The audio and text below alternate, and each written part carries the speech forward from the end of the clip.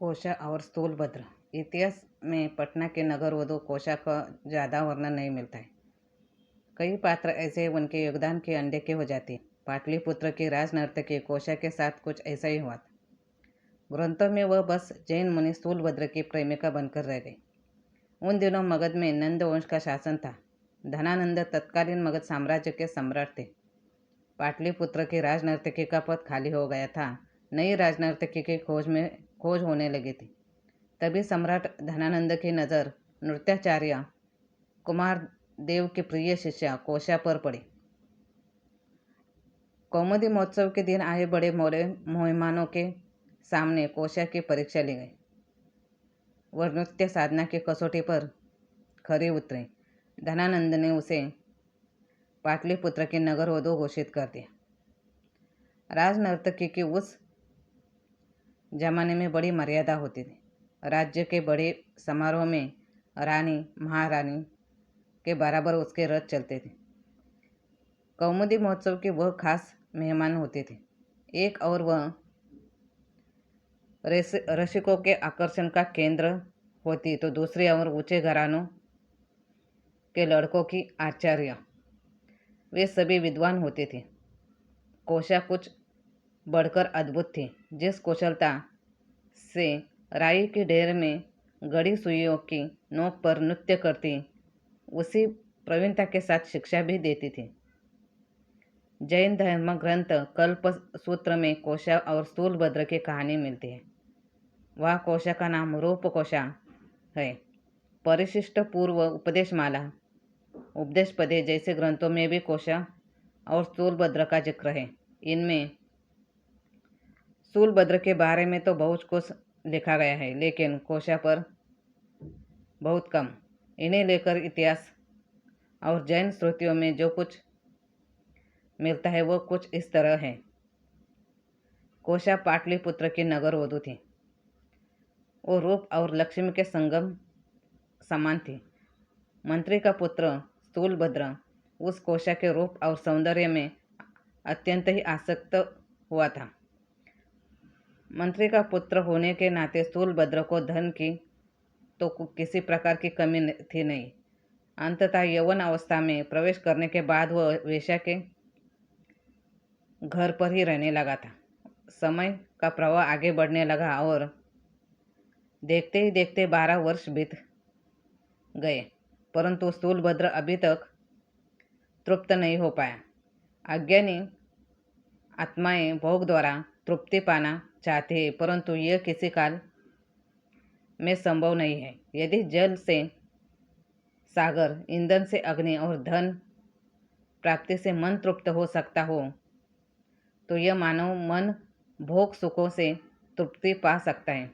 परंतु जिस प्रकार अग्नि ईंधन से कभी तृप्त नहीं होती है, उसी प्रकार मानव भोगों से कभी तृप्त नहीं होता है। अनंत ज्ञानी महापुरुषों का वचन है कि यह भोग तो अनर्थों की खान है। भोग का गुलाम बनकर अनेक आत्माओं ने अपने जीवन को बर्बाद किया है। सचमुच व्यक्ति भोग को नहीं भोगता है, किंतु वे भोग ही उसके जीवन को समाप्त कर डालते हैं। भोगों से होने वाली तृप्ति क्षणिक होती है। इसी प्रकार व्यक्ति जो जो इन भोग सुखों का अनुभव करता जाता है, त्यों त्यों भोग संबंधी उसकी भूख दिन प्रतिदिन बढ़ती ही जाती है। जिस प्रकार कितना ही भोजन करने पर भी भस्मक के रोगी को तृप्ति का अनुभव करने पर भी आत्मा को कभी तृप्ति नहीं होती है। 12 वर्षों तक वेश्या के संग में रहने पर भी स्थूलभद्र अतृप्त ही था। स्थूलभद्र मगध साम्राज्य के अमात्य षटकार का बड़ा बेटा। उसके भाई का नाम था श्रेयक कुमार। उसकी 7 बहनें थी, यज्ञदत्ता, भूता, दुत्ता, सेना, वेना और रैना। किसी योजना के तहत चाणक्य ने स्थूलभद्र को कोशा से मिलवाया। चाणक्य स्थूलभद्र का मित्र और उसके पिता अमात्य षटकार के मित्र चनक का बेटा था। स्थूलभद्र 12 साल तक कोशा के साथ उसके घर में रहा। उसी दौरान उसके पिता की मृत्यु हो गई। जैन धर्म ग्रंथ में इस संदर्भ में दो बातें हैं। पहली, मगध सम्राट धनानंद को अमात्य पर राजद्रोह का संदेह हो जाता है। इस संदेह को दूर करने के लिए शकटार हीरे के अंगूठे चाट कर प्राण त्याग देते हैं। दूसरा, धनानंद के दरबार में बेटे श्रेय कुमार के हाथों शकटार अपना सिर कटवा लेते हैं ताकि सम्राट को उनकी निष्ठा का प्रमाण मिले। जैन श्रुति के मुताबिक स्थूलभद्र पिता की आत्महत्या से बेहद परेशान हुआ था। कुछ समय के लिए वह सम्राट धनानंद का महामंत्री रहा, फिर सब त्याग कर आचार्य मुनि संबुति विजय से दीक्षा लेकर जैन साधक बन गया। बाद में उसके भाई बहन भी इसी राह पर चल पड़े। सन्यासी जीवन में स्थूलभद्र ने भद्रभाव से जैन धर्म की शिक्षा ली, मूल सिद्धांतों से रूबरू हुआ। शिक्षा पूरे होने के बाद मुनि स्थूलभद्र 4 महीने के लिए पूर्व प्रेमिका कोशा के पास जाकर ठहरे। वह वक्त उनके लिए बहुत कठिन रहा। उन्हें घोर नियंत्रण रखना था।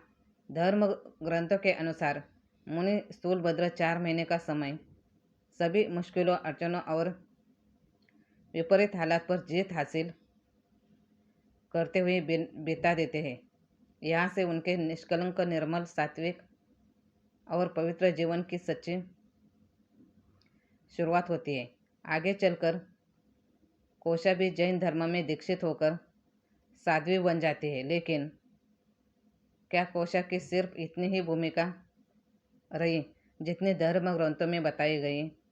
स्थूलभद्र महान हो गए, कोशा उनके प्रेमिका रही। सोचने की बात यह है कि अगर औरतों ने इतिहास लिखा होता तो शायद कोशा की ऐसी उपेक्षा नहीं की जाती।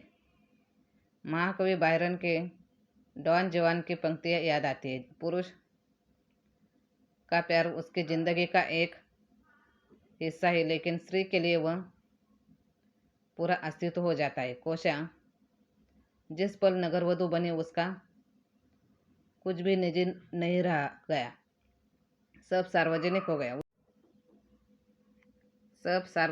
गया। उसकी इच्छाएं उसकी नहीं रही। कोई भी अच्छा मूल्य चुकाकर उसके पास आ जा सकता था। क्या किसी ने उसके मर्म को समझने की कोशिश की? साहित्यकार और नाटककार बाबूराव लमगोड़ा ने कोशा को इतिहास का अद्वितीय चरित्र बताया है।